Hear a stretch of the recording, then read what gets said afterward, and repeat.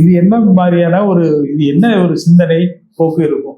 அப்படியெல்லாம் இல்லை. இப்போ ஹீரோயினை காட்டணும், அவளுக்குன்னு ப்ராக்டிக்கலா சில விஷயங்கள் இருக்கு. அவ போக வேண்டிய இடங்கள்னு ஒரு சில விஷயங்கள். அவ குடும்பத்துல இங்க செயல்பட்டுக்கிட்டு இருக்கா. இப்போ ஜனனிங்கிற கேரக்டர் காட்டுறோம்.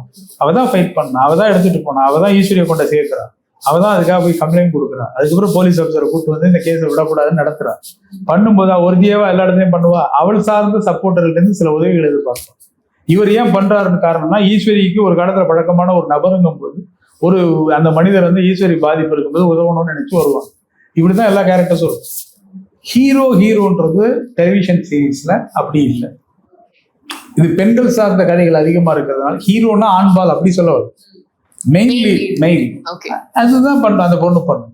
மெயின் லீடு வந்து எல்லா அதிபுத்திசாலியா இருப்பாங்க. ஆனா சேலை கட்டி லிப்ஸ்டிக் போட்டு பட்டு சேலை கட்டி தான் அதிபுத்திசாலியா இருக்கணும்னு அவசியம் கிடையாது.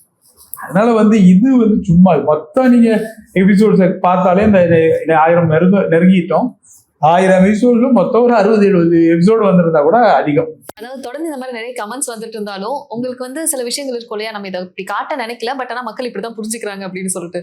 அதுதான் அது இந்த ப்ரொமோ பாக்குறாங்க இல்ல, அடுத்து அவங்க கெஸ் பண்றாங்க. அந்த கெஸ் பண்றதுனால அது உடனடியாக அதை வெளிப்படுத்துறாங்க. கமெண்ட்ஸ் எனக்கு தெரிஞ்சு நிறைய பேர் எபிசோட் பாக்குறது கம்மி. அவங்கள ஓரளவு கதையை அப்படி புரிஞ்சுக்கிறாங்க இல்லையா, அந்த ஹைலைட்ஸ் வருது. அப்புறம் நடக்கிறத அப்படியே வேற காமிக்கிறோம்.